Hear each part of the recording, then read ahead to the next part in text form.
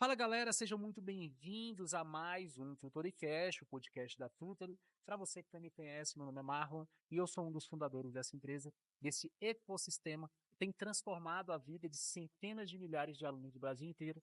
E hoje nós somos uma comunidade com mais de 500 professores ativos, professores e mentores no nosso ecossistema. E hoje nós estamos aqui com um dos caras mais incríveis que eu já conheci das carreiras policiais.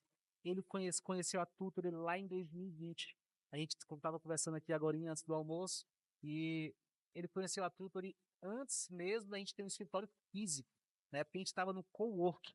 Era eu, o Caio e um colaborador que a gente tinha.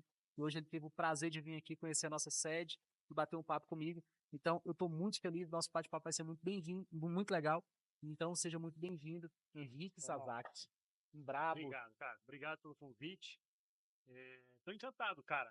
Vim esse escritório aqui, a base de vocês. E feliz demais, cara. Feliz demais para ver da onde, né? Agora você falou, né? Do coworking para onde você está hoje. E até em tanto tempo, vamos dizer assim, né? Hum, 2020, a gente conheceu. 2020. Em 4 anos está desse tamanho, então satisfação, cara. Vai Uma honra crescer estar mais. aqui. Vai crescer mais e eu preciso de você pra gente crescer. Não, felizmente. Muito feliz. Vamos nessa, vamos nessa. Bora, bora. Cara, um prazerzão ter você aqui. Fico muito feliz pelo nosso bate-papo, pela oportunidade de estar aqui conversando com você. E eu queria começar o nosso bate-papo falando especialmente para aqueles alunos que vê você como inspiração, né? Hoje você arrasta milhares de seguidores, pessoas que acreditam em você, que confiam no seu trabalho, né? E que consomem o seu produto. E consumindo seu produto, ele tem aprovação ali muito mais rápida por meio da sua mentoria, que é um produto bem individualizado que você tem. Uhum. E tudo começou, acredito que antes de 2020, né? Porque Sim, sim, sim. se a gente começou a conversar em 2020, você já era o mentor, e para você ser mentor, você já passou pela jornada do aluno ali por muito tempo. Então eu queria saber como começou a sua trajetória, onde entrou o concurso público na sua vida. Vamos lá, vamos lá. Vou tentar resumir um pouquinho, tá, Marlon? A Hein? história é Porque grande, a história é é grande? grande, grande. Mas é legal saber porque eu acho que todo mundo tem sua trajetória, né? Desde os aprovados, né? Onde você, no início, é legal você olhar para trás e ver a dificuldade, quem enfrentou. E todo mundo que está no campo de batalha agora, muito que né, ainda não alcançaram a aprovação, eles estão vivendo muita coisa que a gente vai falar aqui, né, essa parte da dificuldade. Então vamos lá. Tudo começou quando eu estava no Japão, né? Essa história do Japão é bem bacana. Eu, quando formei, eu sou formado em bacharel em Direito, né? Quando eu comecei a faculdade de Direito, eu não sabia que tinha que fazer OAB para poder atuar. Ó, pra você ver o tamanho da minha ignorância, né?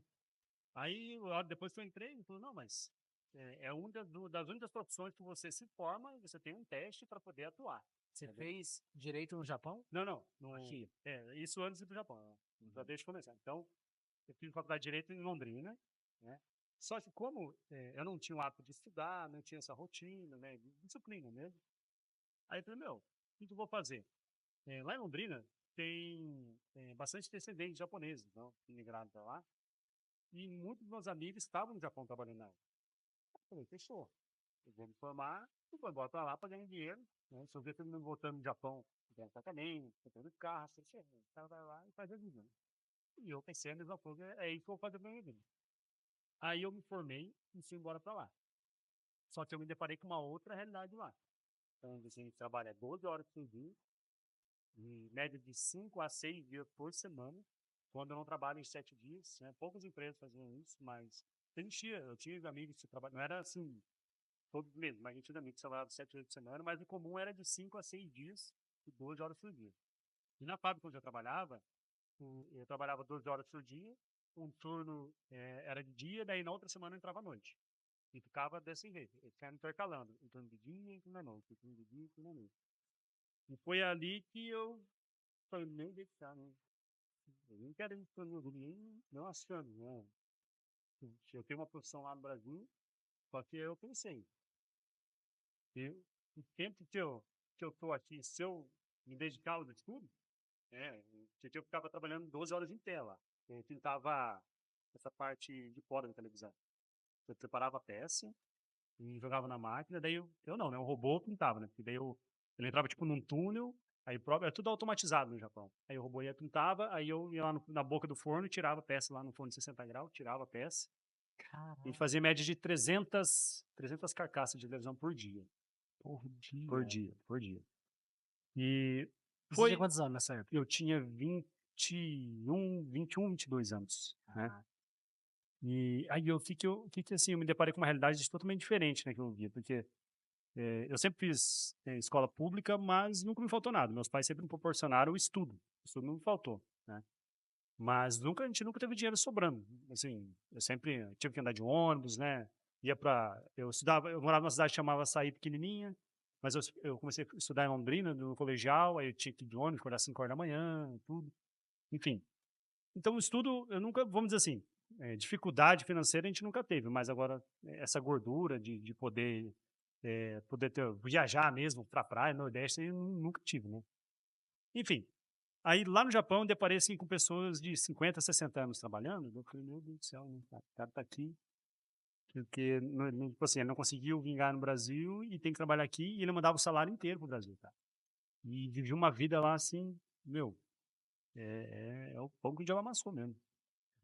E a gente morava dentro do alojamento, que era dentro do pátio da fábrica. Então, eu só trabalhava, lavava roupa e dormia. É isso que eu fazia lá. Né? E por que que aí eu entendi a lógica. Por que que o cara que vai lá, ele guarda dinheiro? Cara, você trabalha 12 horas. Então, eu trabalhava das 8 às 8. Chegava em casa, como eu trabalhava no pátio da fábrica, eu chegava em casa às 8h15. não tem nem quem pra gastar dinheiro. Eu jantava, ia tomar banho e dormia. É isso. Porque no outro dia de manhã eu tinha que acordar às 7 horas da manhã para arrumar minhas coisas. Né? E lá, cara, no Japão é um negócio que eu aprendi a disciplina. De você ser responsável. Por quê? Teve uma vez, acho que foi um dos primeiros dias que eu fui trabalhar. Esse cara falou assim, a gente vai começar a trabalhar às 8 da manhã. Eu falei, bom, beleza. Por mais que eu conheça cultura japonesa, né, de horário e tudo, mas lá eu vi como é que funciona. A máquina começava a rodar às 8. Mas para a máquina começar a rodar às 8, eu tinha que estar na linha por 10 minutos antes. Porque às 8 o cara ligava a máquina e já começava a produzir, não é chegar às 8 no trabalho. Né? E teve um dia que eu cheguei atrasado, cara. A linha inteira estava parada, me esperando. Todo mundo parado. Que E isso. aquilo foi uma vergonha que eu falei, pô, mano, o negócio é sério mesmo, né? Igual no almoço lá.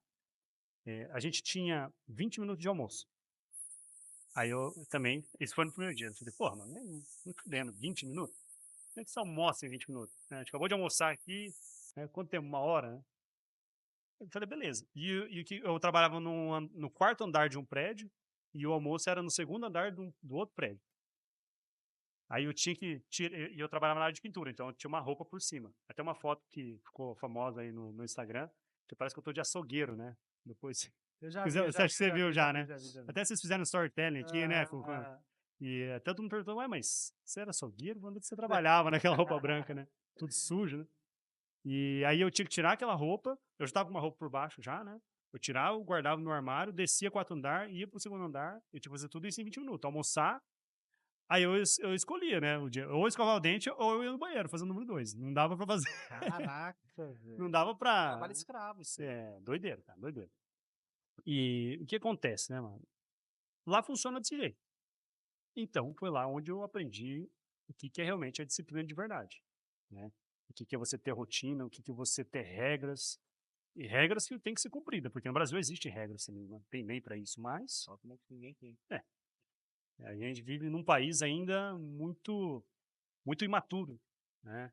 É uma cultura milenar, né? Então, por mais que eu sou descendente de japonês, meus avós são de lá, né? A gente chama Sansei, né? Eu sou a terceira geração de japonês aqui no Brasil, mas mesmo assim, né? Meus pais, eles tiveram mais essa rigidez, né? Mas eu mesmo já tive uma vida mais fácil, vamos dizer assim, né? Nunca com nenhum tipo de luxo, mas também, como foi você, nunca faltou nada, né?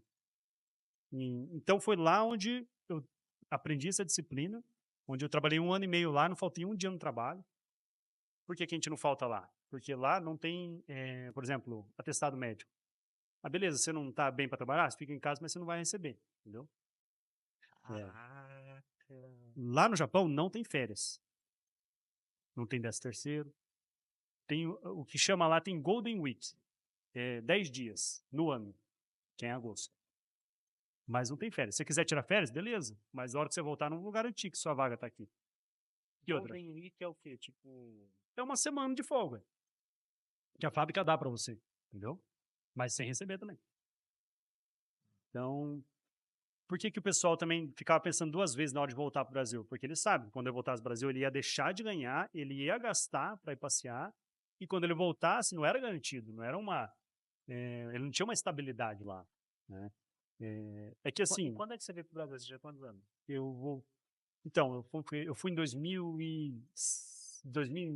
final de 2007 e voltei em 2009, no meio de 2009. Então, foi 1 ano e meio lá.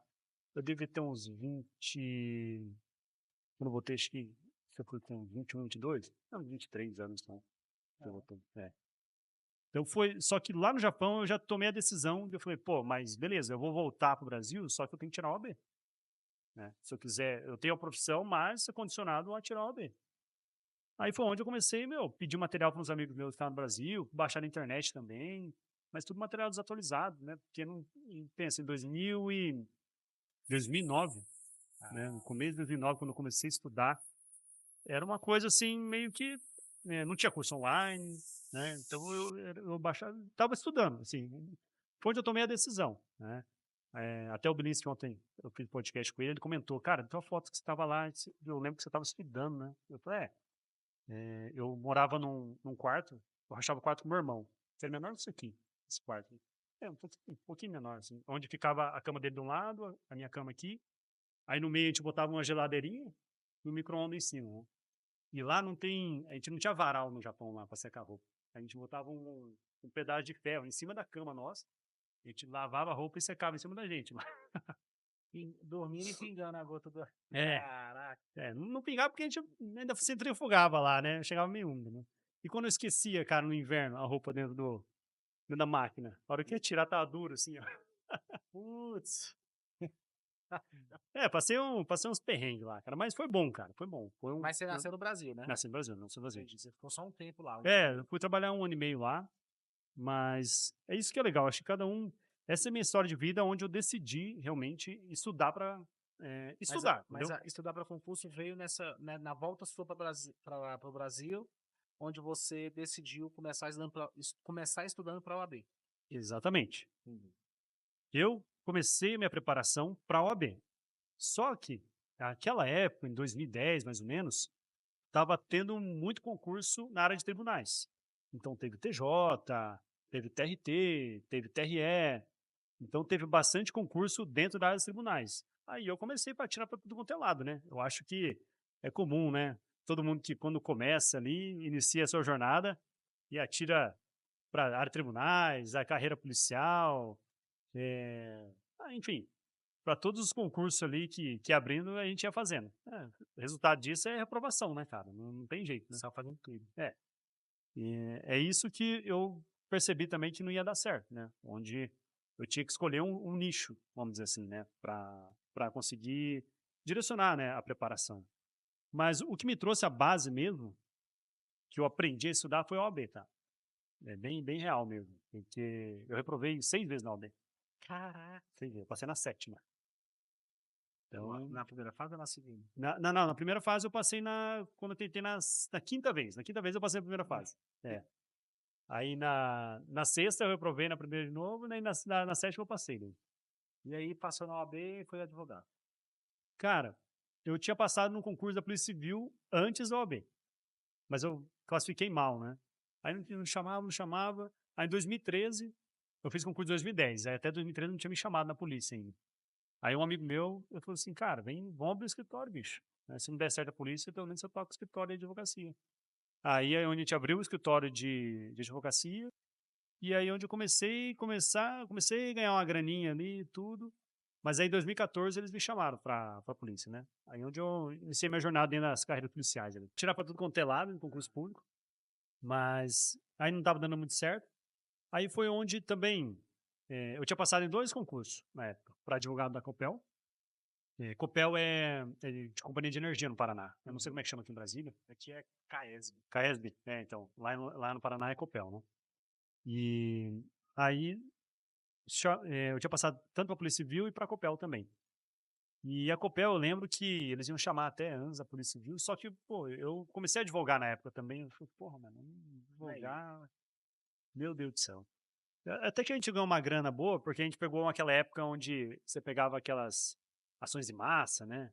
A gente entrou uma ação contra a Oi, de cobranças de tarifas indevidas, direitos do consumidor. Aí a gente começou a fazer um volume, né, de ações. Ganhava 1.000 em uma, 2.000 na outra, 5.000 na outra. Então deu pra levantar uma grana lá, né? Mas eu falei, porra, mano. Era legal a parte financeira, mas agora de fazer audiência, de, de atender cliente, pô, é um negócio assim que eu não curtia, sabe? O ambiente do fórum também. E aquilo nunca me brilhou os olhos, né? Eu falei, porra, vou fazer isso aqui só pela grana também não vai rolar, né? Aí é onde chamou eu na polícia e na hora já. Eu só avisei meus sócios lá na época, falei, tô vazando, eu tô indo pra. Vou tentar. Não sabia se eu ia gostar ou não da carreira policial, mas é onde eu decidi entrar dentro da carreira policial mesmo, de cabeça, e hoje eu sou apaixonado, cara. E foi qual concurso, qual foi o ano que você entrou? Eu entrei em 2014. 2014. Caralho, você tem 10 anos de polícia? 10 anos de polícia já. Sou tira-véio já, né? Já é um Antigão. veterano, Antigão, meu, antigão. é. Caraca, que massa. 10 anos de polícia. E tira uma dúvida, assim, foi o primeiro concurso que você fez? Os primeiros concursos que você fez já conseguiu? Não, eu reprovei no TJ, no TRT, no TRE, alguns concursos municipais de prefeitura também. Aí eu fiz concurso pra caramba. Só OAB eu fiz 7. Então, tira uma dúvida. Então não foi uma coisa que veio de infância. Não. Essa questão de querer ser polícia, ter arma e tal. Nada. Eu nunca tive o sonho de ser polícia, né? Que a gente lida com carreira policial hoje. Hoje, minha especialidade é carreiras policiais. E a gente recebe muito aluno que tem um sonho, né, de infância de ser policial, tudo. Mas a minha história não foi assim. A minha história foi onde eu comecei a fazer concurso e meu pai sempre falava para mim assim, ó, vai fazendo, cara. Vai fazendo prova aí, tudo. Ele ia bancando lá, pagando as inscrições para mim. E eu fui fazendo. Quais foram os maiores desafios que você teve, cara, na condição de concurseiro? De concurseiro, foi a questão, cara, de organização. Porque acontece? Eu tive um período que eu estudei trabalhando, estudando, e um período que eu só estudava. E eu, por incrível que pareça, eu rendi melhor quando eu trabalhava e estudava.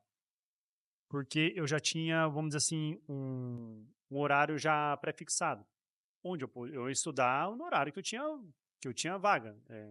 Por exemplo, eu trabalhava no escritório de advocacia de manhã, como estagiário. Estagiário não, porque eu já era formado, mas era um bico lá.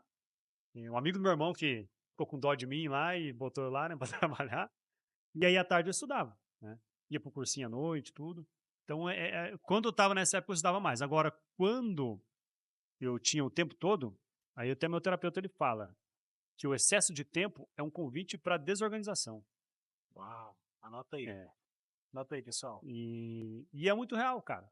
Quando eu tinha o dia todo, eu acordava um dia às 8 horas da manhã, acordava outro dia às 10, um dia que eu acordava na hora do almoço, né? Aí eu acordava, né? Quando eu dormia muito, aí você acorda meio sonolento, não tem vontade de estudar, tudo. Então, assim, eu não tinha uma rotina de estudos, né?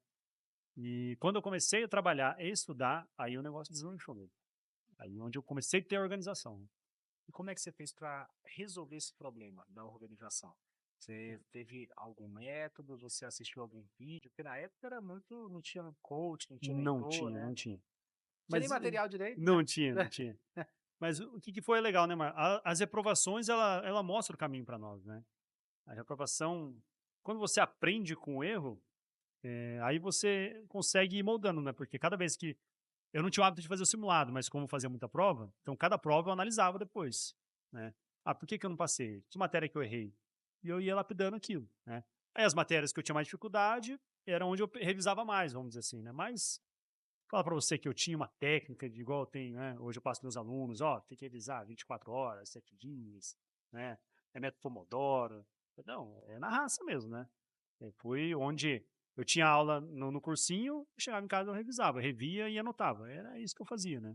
E revisão de véspera de prova, aquela doideira, né? Última semana da prova, dando 10 horas mesmo, 8 horas aí todo dia. Não tinha várias etapas lá nesse concurso? Teve a prova objetiva, teste de aptidão física, médico, o psicológico, e acho que eram essas fases aí. O TAF, né? O TAF, tá. TAF era short run, 2.412 minutos, barra não tinha, era, tinha flexão, tanto de, não, a flexão abdominal só. Acho que era esses três, assim, não era, o TAF não era puxado não, da CV, bem tranquilo. E, cara, assim, depois que você entrou na polícia, conta pra gente, assim, um momento que foi marcante pra você na atividade policial. Na atividade policial, rapaz, agora você me pegou assim, porque Conta aí, conta uma massa, uma boa. é, A galera gosta 10, dessa. 10 anos de polícia, É uma massa aí. então vamos lá, a gente tem que pensar uma coisa também que não prejudique, né? Ah, é verdade. Hoje em dia tá tudo É. desse jeito. Lembrei de uma aqui.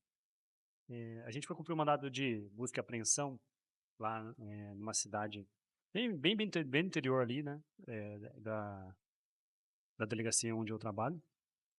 E aí eu entrei, pulei o muro, tudo. Eu tava com 2 delegados já mais meio lixei ainda. Falei, porra, eu vou ter que furar essa porra aqui, né? Então, beleza. Se você acordar os palavrões, depois você corta, hein, Paulo? Cara, o policial não tá acostumado, mas ele fala. Você viu ontem, né, com o Billy? Mas beleza. Aí entramos tudo, e aí a casa era muito apertada, daí eu tive que pular o muro, eu já caí em cima do caminhão.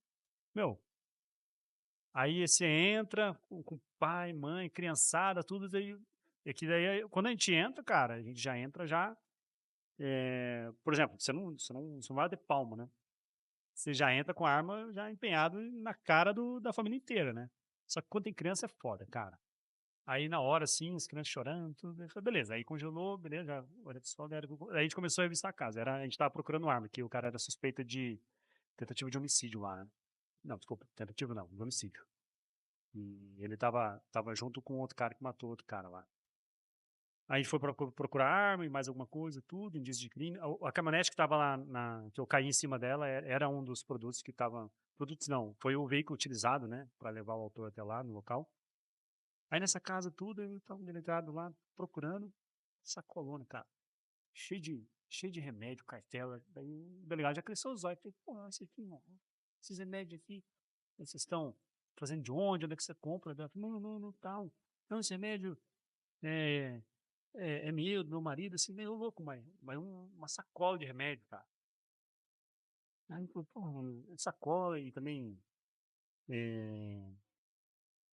isso, o carro, não sei se tinha, não, acho que essa casa não tinha seringa não, mas enfim, a gente achou estranho aquele monte de remédio, né? Que não era o alvo nosso.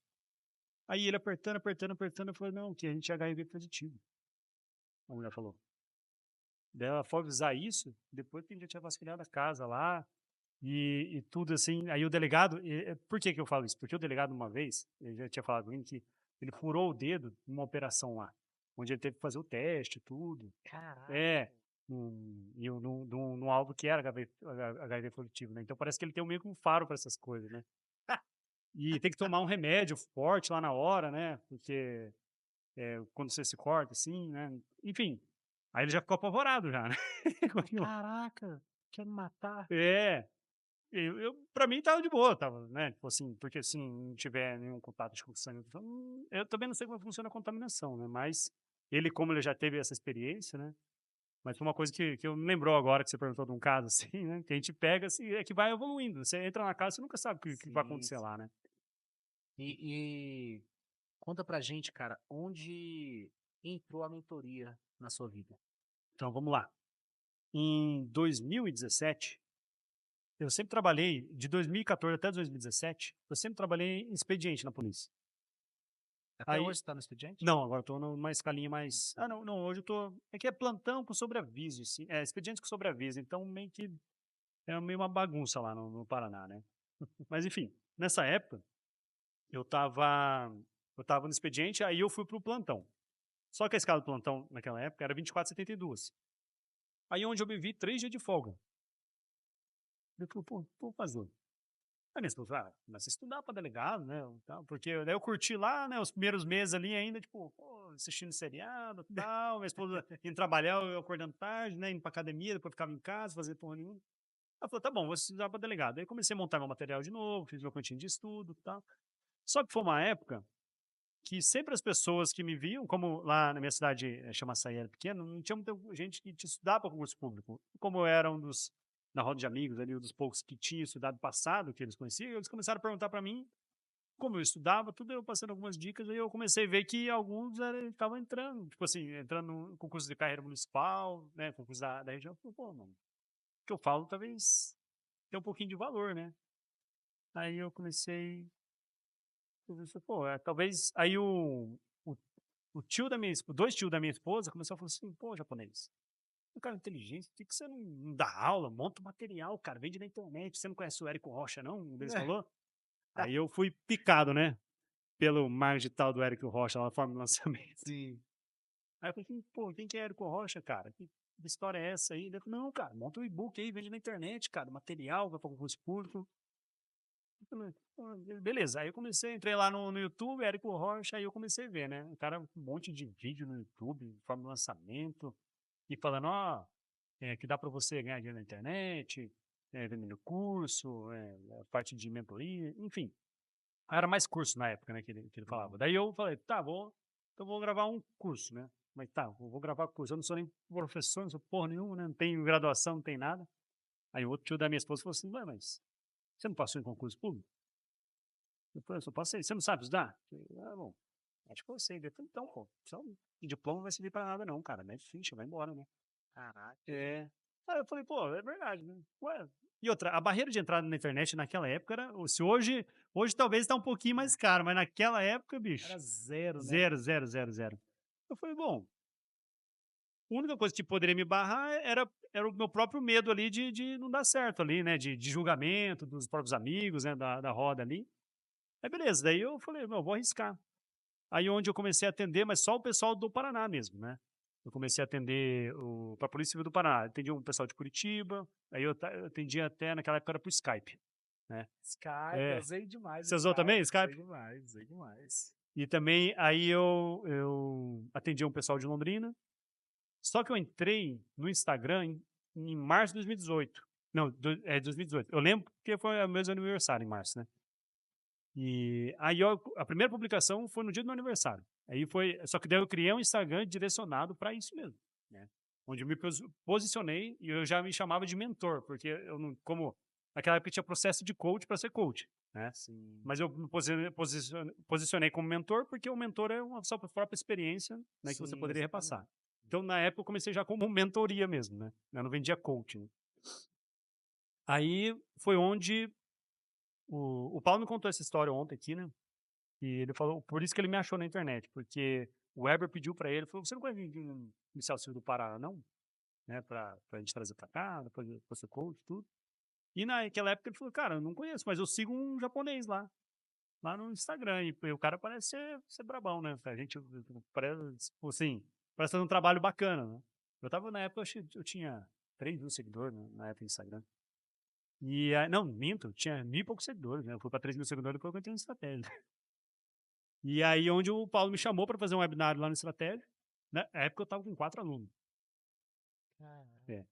Aí onde eu fui para Estratégia e lá eles já me intimaram: "Ô, você não quer trabalhar com a gente aí não, ser coach aqui de estratégia?".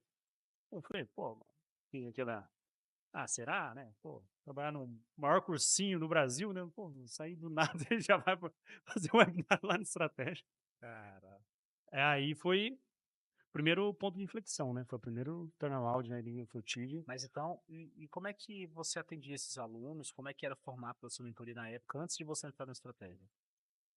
Você chegou a conhecer um defensor público chamado Gerson Aragão? Isso. Conhece? Esse foi o meu primeiro mentor. Eu comprei o curso dele, comecei a modelar através do curso do Gerson Aragão. Ele tá no mercado até hoje, né? Esse cara. Que ele tinha um método R12X, que é a revisão de 12 revisões lá. Uhum. Ele botava um calendário lá de mensal. Aí eu, Sim. meu, no começo, quando a gente não sabe, a gente copia, né? Então, eu comecei a copiar o modelo dele. Então, eu atendi meus alunos do Paraná baseado no modelo dele, né? Aí, quando eu fui para estratégia, aí eu conheci o ciclo de estudos, né? Que daí não sei se é a criação do Dudu, mas o Dudu que me ensinou lá, né, em estratégia, a como montar o ciclo de estudos, onde a gente girava a matéria, não era matérias fixas, né? Por exemplo, no cursinho presencial a gente sempre estudava, né? Funcional, administrativo na segunda, terça penal, processual penal, português, informática, e sempre engessadão, né? Aí onde eu aprendi o ciclo de estudos, que você gerava um ciclo mesmo, não necessariamente você ia estudar a mesma matéria em cada dia, né? Você ia gerando um ciclo. Um dia você estuda português, informática, e penal, processual penal, legislação penal especial. Depois português, informática, independente de quantas horas você tinha na semana, mas você girava dentro, né, dessas matérias ali. Então e onde eu aprendi também a fazer essa parte de revisões de 24 horas, 7 dias, 15 dias, 30 dias, e funcionou muito bem. Eu acho que não existe uma técnica engessada para revisão, mas se você não sistematiza de uma forma que o aluno faça a revisão, é difícil você implementar, né? Que ele fazer assim uma coisa periódica, entendeu?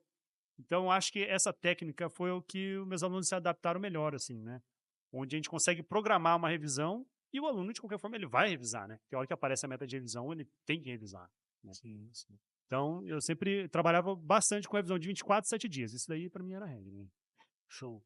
E aí você entrou na estratégia e tudo lá começou com os webinários. Como é que você conseguiu ganhar essa ascensão de conciliar também toda uma rotina de trabalho, família, Sim, sim. estratégia da aula, aluno, criar É, plano de estudo? Como é que você fazia tudo isso? então vamos lá. Lembrando que quando eu entrei na estratégia, eu morava em Londrina. Eu moro em Londrina ainda. Hoje eu tive que.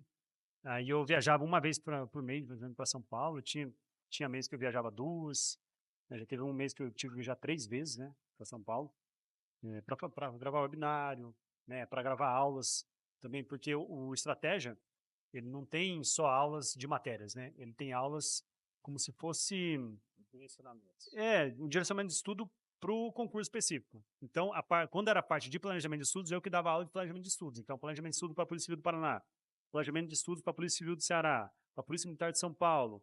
Aí eu que dava essa aula de como o aluno iria montar esse ciclo de estudo, porque eu atendi o aluno do coach, mas aí era um produto mais caro, mas a gente também tinha que atender esses alunos que só tinham material, mas também, né, eu ensinava ele como montar esse ciclo de estudos, né? Então eu dava aula de como ele ia montar esse planejamento, né? E foi a época onde eu comecei a ganhar grande visibilidade, porque daí começou a aparecer minhas aulas também dentro dos cursos, né? Então, antes do ter o PDF 00, 01, mas aí tinha uma aula de planejamento de estudos, então tinha minha aula lá também, né? E hoje, e hoje você continua trabalhando com mentoria, Sim. certo? E você entrega o material para o seu aluno, você não entrega, como é que você faz?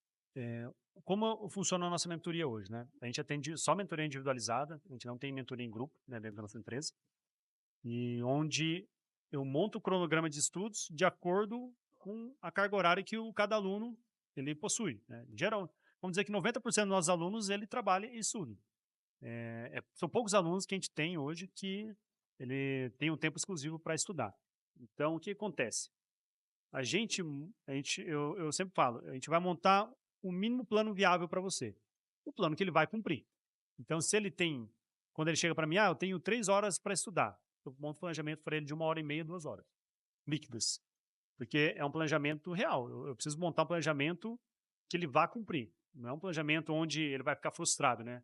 O cara falou que tem 3 horas, o pai coloca 3 horas para o cara estudar, o cara consegue usar 2 horas, e aquilo vai desmotivando, né?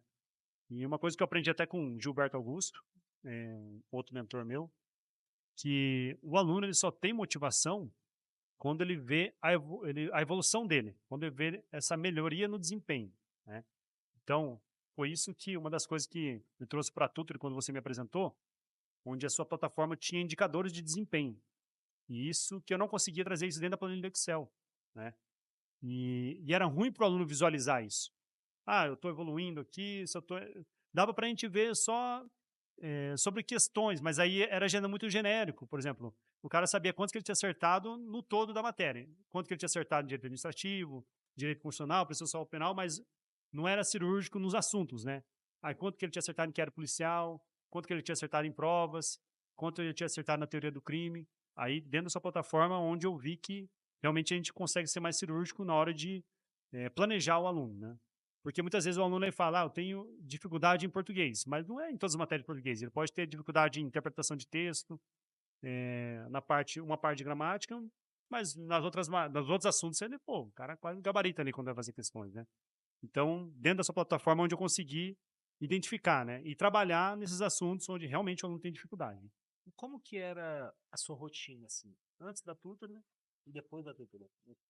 Vamos lá. Antes da Tutre, eu compartilhava, até eu falei com você, eu compartilhava por nuvem, né? Aham. A planilha do Excel. Mas, cara, a gente tinha que planejar toda semana, semanalmente isso, quando não era diariamente ali, né? Tinha que ficar botando meta dentro da planilha mesmo, né? No braçal ali mesmo, né? Uhum. Foi onde eu criei uma planilha infinita ali no Excel, né? Você não tinha o final da página, né? Porque eu tinha que, cada semana eu ia colocando, né? Mudando, né? Aí colocava o dia da semana lá, por exemplo, tinha lá segunda-feira, dia primeiro, terça-feira, então, aí eu ia montando. Só que, para escalar, cara, era eu não Era conseguia impossível, era né? impossível, impossível, né. Como eu falei para você, né, a foi a primeira vez que onde eu comecei a escalar foi dentro da Tutor, né, onde a parte do planejamento, a gente monta o planejamento, é o mentor que monta, só que a própria inteligência, ela vai gerando o ciclo, né, conforme o aluno ele vai avançando, a própria inteligência ela vai girando. E foi onde, eu consegui pegar não só alunos na mentoria individual, mas comecei a vender somente o planejamento. Foi onde consegui passar dos 100 alunos, né, na época da Polícia do Paraná, acho que foi 240 alunos que eu alcancei, né, na época. Então, esse foi o diferencial, a escala, né. O atendimento individualizado, né, mudou, mas assim, eu procurava inovação mesmo, né, onde eu conseguia indicador de desempenho que o aluno também sentisse motivado, né? Porque na planilha do Excel é muito fria, não é uma coisa bonita, né, de se ver, né? Tem gente que só de olhar para o Excel já tem uma barreira, um bloqueio. Então, aí a hora que você vê aquele programa de estudo, né, um dia da semana, a meta que você tem que cumprir no dia, aí que você cumpre, né, dá um parabéns, recebe um e-mail, né, aquilo lá, pô, pro aluno é fantástico. E desse serviço, qual que você mais gosta, assim? Dentro da Tutor, É. cara, eu gosto muito, eh, na verdade não é nem recurso, mas eu gosto muito daquela visualização semanal das metas que o aluno vai Resumo da semana. resumo da semana. Pô, cara, eu quando vou mexer sempre, eu olho aquilo lá, cara. É a Aquilo parte que eu mais gosto. eu acho Porque aquele ali bonito, é a cara, eu acho realidade do bonito. aluno, né? É, Aquele ali é o dia a dia do aluno. uhum, Era o que a gente fazia lá no papel, quando a gente estava estudando, sim, que o aluno faz numa planilha, é, que o coach faz numa planilha. É aquela visualização ali. A diferença é que ali é feito de uma forma muito mais rápida, uhum, de uma forma muito mais escalável, né? De forma individualizada para o aluno. uhum. Esse é o diferencial. Mas, cara, me fala hoje, como é que tá a sua rotina? E como que você consegue conciliar tantas atividades? Eu sei que você já sabe de estratégia, né? Uhum. Mas como que tá a sua rotina hoje? Em meio a gerar conteúdo, ter tempo para a polícia, ter tempo para a família. Como que você faz para organizar essa sua agenda? Então vamos lá. Eh, eu trabalho ainda na polícia, sou marido da Amanda, tenho 2 filhos, né, tenho um casalzinho, o Pedro e a Gabi, Gabriela. Então a rotina de pai, né, é puxado, né, você o que eu digo, com 3 meninas, né. Até depois você me passa as dicas aí, Marlon, que eu estava falando pra você, né. E, cara, depois do nascimento da minha filha ficou puxado, hein. Porque eu chego da delegacia e minha esposa já entrega: "Ó, tem que fazer isso, tem que fazer aquilo, isso aí pra comprar, farmácia, tal, né, tem que cuidar, fazer dormir". E outra, se você não tem uma rotina em casa, a gente tá se organizando ainda, né, agora que a gente tá conseguindo entrar numa rotina, mas os filhos em casa tem que estar dormindo os 2 8, 9 horas da noite, senão você não tem paz, né, cara, não consegue fazer nada. Então o único horário, assim, que eu consigo estudar, que eu gosto, né, de ler, e estar mais por dentro, né, atualizando, né, da parte de marketing, tudo, é na parte da manhã, mas daí amanhã que eu falo é madrugada, né. A gente tem que acordar em média ali 5:50, 6 da manhã para começar 1 hora até umas 7:30 eu conseguir estudar, né. Aí com os alunos, como eu tenho feito, como eu trabalho, né, nessa escala de, expediente, sobreaviso, então eu tenho ainda alguns dias de folga, vamos dizer assim, dentro da polícia. Aí eu consigo agendar dentro do horário que o aluno consegue também, né. Eu consigo me moldar, encaixar, né, vamos dizer assim, dentro da rotina do aluno. Mas os últimos alunos meus que entraram agora, cara, eu tô dentro tudo 6:30 da manhã, fazendo as mentoria com eles antes de começar o dia. Caraca, É, 6:30 da manhã. 6:30 da manhã, porque a hora que começa meu dia lá, com a rotina com 2 filhos, tá puxado, né. Como é que você faz para gerar conteúdo nas redes sociais? É, Como é que você consegue gerenciar isso? Porque É uma dor, né, da grande maioria dos mentores da Tutor, é exatamente isso. Isso. Conciliar o serviço público, conciliar a agenda de atendimento dos alunos, conciliar tudo isso com a geração de conteúdo, Uhum. família, enfim. O que acontece, né, mano? Realmente, a gente tem que pensar, né? Porque acho que o nosso primeiro produto é o conteúdo que a gente faz na internet, né? Então, realmente a gente tem que produzir. Só que pensa que no Instagram, eu hoje acho que a maior funil, né, de alunos vem do Instagram, né? Então eu tenho que produzir conteúdos ali que conteúdo técnico, né? Conteúdo de entretenimento e conteúdos ali que chame a atenção, né, do aluno, né? Tava Então, no seminário do Caio, né? oi? Lembra do seminário que a gente fazia lá na Tutory? Ah, é? Então, Tu lembra que a gente fazia os seminários assim online? eu participei, não, Das antigas, participou, participei, né? sim, sim, sim. Não, mas é isso que eu peguei lá no Gilberto Augusto daí, né? Esses Massa. conteúdos, né? Aham. E aí onde, né, a gente sempre vai postando, né? Vai variando. É claro que eu concordo com conteúdo de entretenimento, né? E eu tenho e isso é legal da carreira policial, onde a gente postar vídeos de farda, vídeo dentro da viatura, né, vídeo numa operação, isso dá engajamento do caramba, né, cara? Então, assistir muito. Isso é um ponto positivo da carreira policial, porque a gente lida muito com o sonho, né? Do concurseiro. Sim. Então, ele quer aquilo, né? A menina quer aquilo. Ela quer andar de viatura, quer andar armado, o cara quer vestir a farda. Então, isso é bacana da nossa carreira, né? E eu gosto disso daí mesmo. Tanto que se quem entrar no meu perfil lá, você vai ver o tanto todo Sim, aparamentado e sim. tudo, né? Então, eu produzo conteúdo hoje, bem menos como eu gostaria, mas o que que eu decidi daí esse ano? Falei, bom, por mais que eu tô com essa escassez de tempo, né? Minha filha tá aí, mas isso não pode ser desculpa, né? E eu estava com esse projeto, né, do podcast, né, que eu te convidei para participar. E aí eu falei, pô, como que eu vou gerar conteúdo, né? Mas também eu quero fazer uma coisa que eu gosto de fazer, né? E eu sou um cara que sempre consumi muito podcast, então eu pensei em montar um podcast da nossa empresa, né? Trazer alunos aprovados, trazer referências, né, no mundo do concurso público. E ao mesmo tempo rola um bate-papo ali e ao mesmo tempo eu vou produzindo conteúdo de forma natural. Porque eu nunca gostei muito de gravar para câmera fria, assim, né? Não é o meu estilo, eu não fico confortável. Mas agora, batendo um papo com você aqui, pô, né? A gente conhece há anos, então rola tranquilo, né? E a gente já está gerando conteúdo e conteúdo de valor ainda, que a gente está Sim, falando coisas, experiências que a gente já viveu, né? exatamente. Então, foi onde que, esse ano, eu iniciei esse projeto e está dando super certo, né? A gente está gerando bastante conteúdo, assim, foda pra caramba. Conteúdo, assim, não só dentro da carreira policial, mas de dica. Igual a gente gravou com a investidora Bianca lá. Ela trouxe lá um detector de câmeras, né? Trouxe como utilizar torniquete, sabe? A gente trazendo, Sim. então, coisas não só de concurso público, né? Mais o Mas, dia a dia da polícia, exato, né? o pessoal ter contato com esse tipo de coisa, né? Sim. Então, está sendo bem bacana. Fora que conteúdo dentro de concurso público, né? Dentro das carreiras policiais, né? Então, o que que eu faço? Eu fiz um empilhamento de hábitos, né? Eu preciso produzir conteúdos, mas eu, para, eu pensei num hábito que eu gosto de fazer, que é bater um papo no podcast. Que eu participei, né, como convidado de alguns Sim. e gostei bastante do formato. Falei, pô, então é isso, eu vou fazer, porque um vídeo de 1 hora, quantos cortes não dá pra gente fazer, né, cara? Sim. Pelo mínimo 10, no mínimo 10. Exatamente. E, mestre, tira uma dúvida. Hoje, um dos maiores desafios dos grandes leitores, né, dos pequenos produtores de conteúdo é conseguir trazer mais aprovações para os alunos, né?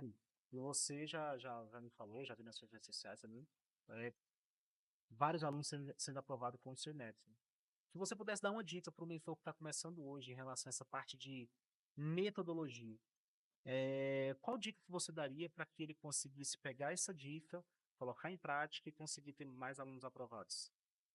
Então, vamos lá, mano. O que acontece, cara? Pra mim, qual que é o maior problema hoje do aluno que não passa? É procrastinação. É isso, cara. Não tem. O cara tem o melhor material, o cara tem acesso a um podcast, mentores, né? Ele, igual você fala muito, né? Hoje hoje é commodity, né? Commodity, material. Material commodity. Você digitar matéria de português, joga lá no YouTube, quantas aulas vai aparecer para você? De forma gratuita ali, né? Então, cara, foque no processo, foque no planejamento. Mas, cara, você tem que abraçar o aluno mesmo. Por isso que eu gosto muito da mentoria individualizada. Eu consigo ainda ter um certo controle, né, do que o aluno está fazendo, visualizando ele semanalmente. Se o aluno estudou de segunda a sexta, segunda a sábado, se ele estudou segunda, terça ou quinta. E a hora que o aluno ele começa a perder essa constância, cara, aí você já vê, não, tem que chamar o cara de volta, né? Então, é manter o aluno constante no objetivo, né? O que não pode é esquecer, né? A sua ferramenta é fantástica, só que ela automatiza de um nível, se o mentor ele achar que não precisa fazer mais nada, meu cara, ele não vai conseguir provar ninguém. A tutor é uma ferramenta. Ferramenta. Ela não Ponto. é, Ela é a ferramenta que vai fazer você crescer. Exato. Só que você não pode delegar 100% para a ferramenta. Não, tá. Não dá, né? É igual robô. Cara, o robô só funciona bem se tiver algum humano ali Comando, alguém dando tem comando. Alguém tem que estar no comando. O problema Exatamente. dos mentores hoje é o quê? Contratei a Twitter. Agora eu tô livre. Vou escalar. Vou escalar e aí foca muito no digital, foca muito no marketing e esquece do mais importante que é o aluno ficar comprando dele. E como eu falei para você naquela chamada que eu participei lá no Meeting, o mentor, ele não pode esquecer, cara, que o objetivo principal é aprovar. É isso, cara. Se o cara entrar só pela grana, só pelo, eu quero crescer nas redes sociais, quero ter mais seguidores, não vai funcionar, entendeu? O objetivo principal da mentoria é a aprovação do aluno, ponto. Não tem mais, assim, você ganhar dinheiro é um mero resultado disso, entendeu? E se o cara entrar nisso só pela grana, cara, não, porque, pô, você sabe, cara, quando a gente começou, eu comecei a produzir conteúdo de forma, assim, totalmente, vamos dizer assim, genuíno, cara, eu queria ajudar. Eu estava trazendo conteúdos de valor, mas de forma gratuita. Então, eu te dava dica de estudo, de como montar o planejamento, de matérias, né, métodos mnemônicos, né, a gente tinha muito isso na época, eu soltava lá. Então, a gente tem que trazer coisas que vão fazer o aluno melhorar pelo menos 1% ali no dia. Excelente. Se todos os mentores tivessem essa convicção, né? Cara, você falou muito do Gilberto, né? É um cara extraordinário também fez. E para os mentores que estão começando também, que já tem um tempo, que tá vendo ali, tem dificuldade de crescimento, qual tipo de conteúdo que você consome nas redes sociais, ou pode até se falando, não tem problema, Uhum. que você acha que te ajudou a crescer, te ajudou a chegar até aqui? Cara, é assim, você tem que aprender a modelar as pessoas, né? Então, você tem que ter algumas referências. É que depende muito do nicho, né? Nas carreiras policiais, a gente tem alguns mentores de referência, né? Mas a gente pode modelar também pessoas fora do seu mundo de concurso público, né? Então, eu modelei o Gilberto Augusto, que é na verdade, ele é do Enem, né? Ele passava bastante gente para medicina. Modelei também o Janguier Diniz, né? Eu participei da mentoria dele, né? Massa. Lá do 12 chaves do livro dele lá, né? Para riqueza. Então, eu modelei sempre pessoas, referências na área da educação, né? E eu falei, pô, se eles deram certo, né? Eles têm uma metodologia. Então, eu sempre procurei olhar, né, um pouquinho fora da caixa também, né? Mas não para trazer o que o método dele pode trazer de benefício para o meu, né? E a gente tem que sempre estar estudando, né? Não dá para o cara achar que vendeu ali 10 mentorias e está tudo certo, né? Então, tem que sempre procurar olhar um olhar de segundo nível ali. O que vem pela frente, né? Porque eu surfei uma onda em 2018 que não tinha mentor de carreiras policiais, né? O Érico Rocha, ele falava assim, você tem que criar um nicho, porque você criando um sub-nicho, você vira o primeiro, quando o cara for procurar, né? Eu criei a tutoria com base nisso que ele falou. É mesmo? Foi. Também? Aham. E aí, Fala a empresa de concorrente da Procon. não tem. Eu tenho um concorrente indireto, que é o cara que opta por ficar no Excel. O Microsoft é minha concorrente indireta. É. A Hotmart é minha concorrente indireta, mas concorrente direto nós não temos. De cronograma Cronograma, de plano de estudo. estudos individualizado, personalizado, com o seu método, É. não tem. Não tem mesmo, não. Eu criei o nicho. Com base nisso, com o Eric, eu também consumi os conteúdos do Eric. Então, esse é um cara que eu modelei também, né? Então, é isso, cara. Você tem que pensar um pouco fora da caixa, né? Tem que estar modelando pessoas que estão, né, dentro do nosso nicho, mas também olhando, né, o pessoal do marketing digital, né? Então, essas referências o Gilberto Augusto, o próprio Érico Rocha, e o Janguia Diniz. Eu tenho um mentor meu lá de Londrina, o Rafael Arruda. Um abraço pro Rafael Arruda aí também. Um cara que me ajudou bastante, assim, destravar a parte emocional, sabe? Também de... porque você, querendo ou não, quando você vira um meio terapeuta, não vira? Quando Sim, você tá como mentor para total, concurso total, público. total, total, total, total. Então, aí ele me ajudou, porque tinha hora que eu meio que eu tinha um bloqueio, porque eu não tinha mais a ver com o cronograma de estudo. O cara tinha tudo, tinha material, tinha meu planejamento, tudo, mas são bloqueios emocionais. Então, esse meu mentor começou a trazer um pouco mais de eu ter esse jogo de cintura na hora de conversar, na hora de incentivar, de motivar mesmo o aluno a dar continuidade, né? Então, dá pra você ver, né? Um cara também que é da inteligência emocional. Não tem nada a ver com o concurso público, mas um cara que me ajudou bastante comigo. Sim, sim, total. Cara, muito feliz pelo nosso bate-papo, muito feliz mesmo. E hoje a gente vai aproveitar o nosso podcast para dar uma premiação para você, cara. Pô, cara. Por você ser um mentor de sucesso, nós estamos gamificando aquelas pessoas que atingiram um determinado nível de crescimento e faturamento na empresa. E aí você vai ganhar a nossa plaquinha prata. E fico muito feliz, cara, por você ter acreditado na gente lá em 2020, quando a gente estava no cowork, eu e o Caio. E você foi lá e falou: não, cara, aposto desses caras aí, a ferramenta cheia de problema. Na época dava muito, mas você foi paciente com a gente, então tô muito feliz. E só uma forma de gratidão mesmo pela sua paciência com a gente, por ter Pô, mano. confiado na gente, tá com a gente até hoje, mais de 4 anos de parceria, né? E as expectativas são cada vez maiores, né? Tô muito feliz e principalmente pela Tutor ter sido parte, né, das aprovações de tantos alunos que você conseguiu. Tem noção, cara, da transformação que você gerou na vida dessas pessoas? Então a placa é só uma pequena forma de você, de nós representarmos, né, esse trabalho tão digno que você fez na vida desses alunos, porque, cara, eu pelo menos tive a minha vida transformada depois que eu passei no concurso público. Você Sim. também teve, né?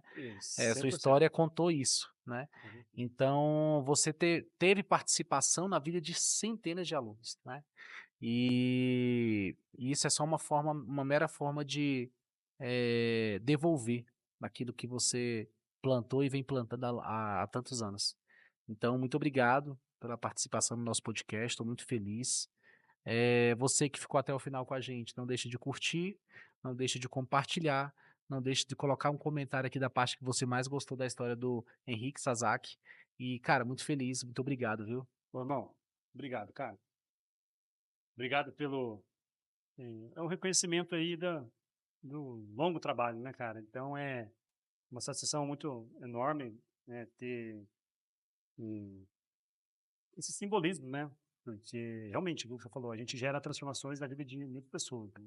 E o Exatamente. concurso transformou a sua vida, transformou a minha vida e dos meus alunos aprovados também. Né, tem alunos aprovados em suas carreiras, PF, PRF, Seguiu, Guarda Municipal, Polícia Penal. E essa placa me faz lembrar um pouco da minha história, cara. Então, obrigado, de verdade, de coração. Que isso. Obrigado, eu que agradeço, viu? Vamos ter a segunda edição. Isso aí. Vai ser Fechou. muito legal. Valeu, pessoal. Você que ficou até o final, não deixe de curtir e compartilhar esse vídeo com o máximo de pessoas e até o nosso próximo podcast. Um abraço. Então,